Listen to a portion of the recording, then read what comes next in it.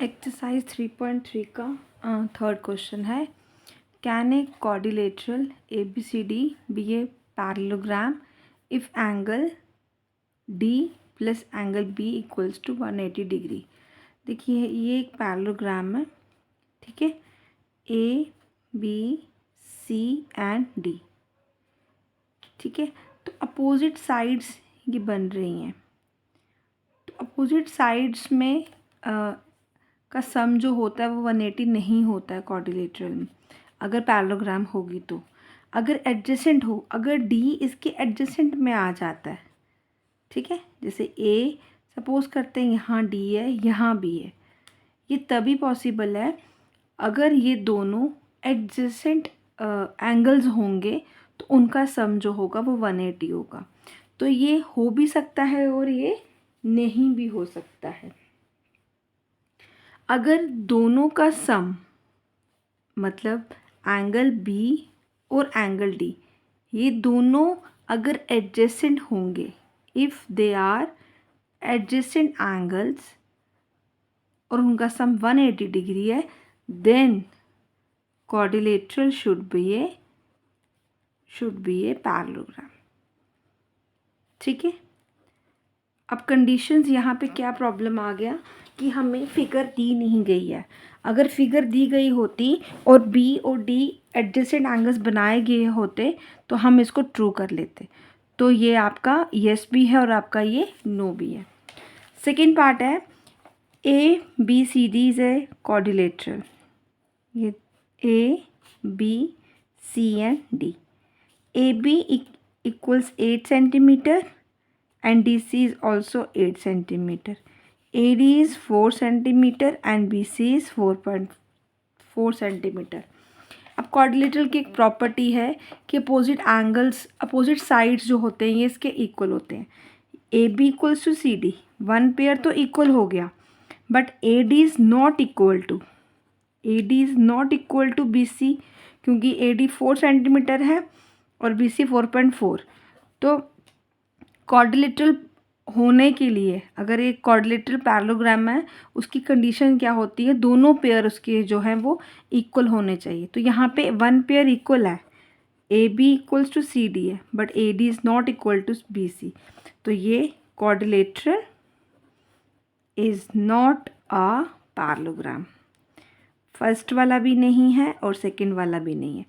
First वाला condition अगर adjacent होंगे बी और डी तो मे और मे नॉट है, यहाँ पे मे और मे नॉट आ जाता है। मे और मे नॉट हो भी सकता है और नहीं भी हो सकता है, क्योंकि यहाँ पे मेंशन नहीं दिया गया। और यहाँ पे क्या है, एक पेयर तो पैरेलल है, सेकंड पेयर आपका पैरेलल नहीं आ रहा है, तो quadrilateral is not a parallelogram.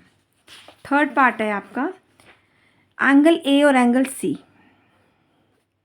ये A B C D is a quadrilateral और एंगल ए 70 डिग्री है और एंगल सी आपका 65 डिग्री। अब पैरेललोग्राम की एक प्रॉपर्टी है कि अपोजिट एंगल्स जो होंगे वो इक्वल होते हैं। तो अपोजिट एंगल्स इसके तो इक्वल ही नहीं है, तो A is not equal to angle C, ठीक है। तो क्योंकि ये अपोजिट एंगल्स हैं, अगर ये क्वाड्रिलेटरल पैरेललोग्राम होता तो उसके अपोजिट साइड्स जो होते वो इक्वल होते। तो quadrilateral is not a parallelogram. तो तीनों कंडीशंस जो हैं वो क्वाड्रिलेटरल को पैरेललोग्राम नहीं बनाती हैं। Then comes fourth question, draw a rough figure of a quadrilateral that is not a parallelogram but has exactly two opposite angles of equal measure. ये देखिए एक प्रॉपर्टी किसी की आ रही है, ये क्वाड्रिलेटरल जो पैरेललोग्राम नहीं है तो मतलब उसके अपोजिट साइड्स इक्वल नहीं होने चाहिए, बट उनका जो एक पेयर अपोजिट एंगल्स होगा वो इक्वल। तो एक हमने काइट की प्रॉपर्टी में ये चीज़ ऐसे पढ़ी है, काइट में क्या होता है, एडजेसेंट साइड्स इक्वल होते हैं।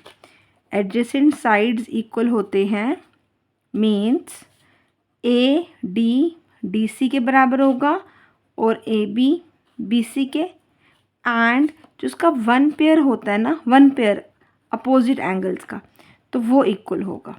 मतलब एक pair A C angle A equals to angle C हो जाएगा।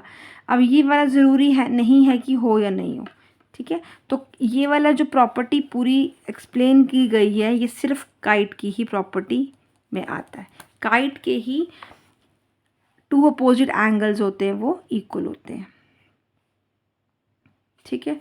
Next comes fifth question, the measure of two adjacent angles, ठीक है, ऑफ ए पैरेललोग्राम। अब एक कंडीशन हमें दी गई, पैरेललोग्राम हमें दी है, पैरेललोग्राम का क्या बोला गया है, एडजेसेंट एंगल्स। सपोज करते हैं वो एंगल ए और एंगल बी आ गया, ठीक है, ये दोनों आपके एडजेसेंट एंगल्स हैं, इनका रेशो दिया गया है एंगल्स। तो रेशो के साथ आपको लेट द एंगल्स बी, अब रेशो में दी गई तो वेरिएबल साथ आता है, तो 3x एंड 2x। तो find the measure of each of the angles of a parallelogram. अब according to question adjacent angles हैं और पैरेललोग्राम है, तो वही sum of adjacent angles of a parallelogram equals 180 degree. Parallelogram में एडजेसेंट एंगल्स का sum जो होता है वो 180 डिग्री के बराबर होता है। तो एंगल्स आपके 3x एंड 2x था, तो दोनों का सम कर लेंगे हम, वो 180 हो जाएगा। 3x plus 2x is 5x, x 5 divide में आ जाएगा, 5 1 ज़ा 5, 3 ज़ा 15, 36 आपकी अननोन वेरिएबल की वैल्यू आ गई। तो आपका मेजर क्या आएगा, एंगल ए का मेजर क्या आएगा, 3x, 3 into 36 108, and angle B क्या रहेगा, 2x, 2 इंटू 36 विच इज़ 72। तो मतलब एंगल ए 108 है और एंगल बी 72 है, और दोनों का जो सम रहेगा वो 180 के बराबर है। एडजेसेंट जहाँ पे भी वर्ड आ जाता है तो ये इनका जो सम होता है एंगल्स का वो 180 होना चाहिए अगर वो क्वाड्रिलेटरल पैरेललोग्राम है। तो अगर सपोज़ एंगल ए नहीं लेते, हम एंगल बी और सी भी कर लेते, सपोज़ एंगल बी भी न लेते, सी और डी कोई भी एडजेसेंट एंगल्स को हम लेट सपोज कर लेते हैं 3x एंड 2x, दोनों का सम करके हमारा ये आंसर आ जाता। नेक्स्ट 6th क्वेश्चन है, एडजेसेंट एंगल्स हैं, वही बात आ जाती है। एडजेसेंट एंगल्स क्या बोलता है पैरेललोग्राम का, उनका सम कितना होगा 180 डिग्री, लेकिन इन्होंने बोला कि have equal measures. Equal measures मतलब उनकी वैल्यू जो है वो सेम है, ठीक, कोई भी रेशो नहीं दी है यहाँ पे, सिर्फ उन्होंने बोला ये सेम है। तो let us suppose x and x कर लेते हैं, ठीक है। तो let angle B A B x and angle B भी x, दोनों का x रहेगा। तो sum of adjacent angles of a parallelogram, अगर क्वाड्रिलेटरल पैरेललोग्राम है तो ही ये कंडीशन आ जाती है, तो उनका सम जो होता है वो 180 के बराबर होता है। तो angle A plus angle B equals to 180 degree, x plus x, तो x plus x is 2x, then x की वैल्यू 180/2 विच इज़ 90। मतलब मेरी जो एंगल्स की वैल्यू क्या आ गई, 90 एंड 90। तो देखिए अगर एक फिगर जो पैरेललोग्राम है, ठीक है, और उसके एंगल्स 90 डिग्री की है, ये भी 90 है, ये भी 90 है, 90 के अपोजिट भी 90 हो गया और इसके अपोजिट भी 90 डिग्री, तो वो क्या बन जाएगा, इसकी पैरेलल साइड्स इक्वल हैं, और सॉरी अपोजिट साइड्स इक्वल हैं। तो ये वाला फिगर, ये वाला पैरेललोग्राम जिसका एंगल ईच एंगल 90 डिग्री का होता है, तो वो आपका रेक्टेंगल कहा जाता है। तो so rectangle is also a parallelogram if the measure of each angle is 90 degree.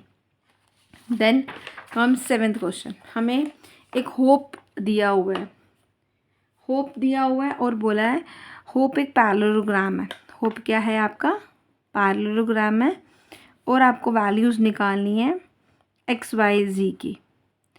पहले तो पैरेललोग्राम है तो opposite sides equal and parallel होंगी, ठीक है।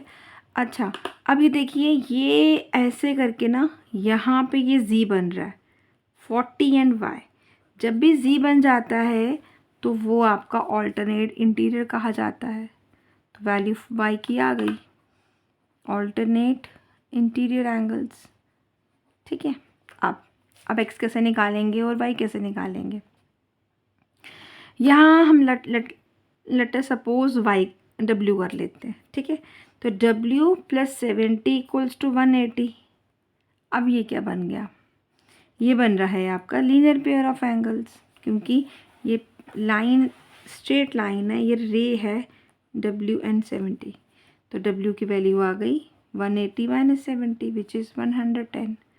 और w और x opposite angles of a parallelogram, opposite angles of a parallelogram, तो वो इक्वल होता है। तो x की वैल्यू भी आपकी 110 आ गई, x भी आ गया और w की हेल्प से x भी आ गया और y आपका ऑल्टरनेट। अब रही बात z की, आपको देखिए ये वाला एंगल ऐसा दिख रहा है। ठीक है, यहाँ पे z है, यहाँ पे y है, यहाँ पे w है। तो w + y + z = 180 degree. w आपका था 110, y 40 एंड हमें z निकालना है। तो z की वैल्यू क्या आ जाएगी 180 माइनस इन दोनों को प्लस करेंगे 150 विच इज़ 30 डिग्री। मतलब x की वैल्यू आ गई आपकी 110, y की वैल्यू आ गई 40 एंड z की वैल्यू क्या आ गई 30 डिग्री। दोबारा हम डिस्कस करते हैं कि देखिए ये पैरेललोग्राम है। ठीक है, ये z की हेल्प से मैंने y की वैल्यू निकाल दी, w ये सपोज किया था तो y w और 70 की हेल्प से हमने w निकाल दिया। w और x पैरेललोग्राम में w और x अपोजिट एंगल्स बना रहे थे, तो x की वैल्यू आ गई और एक ट्रायंगल बनाया ZWY, ये हमारा एंगल सम प्रॉपर्टी की हेल्प ली, एंगल सम प्रॉपर्टी की। तो हमारे ये 7 क्वेश्चंस कंप्लीट हो गए।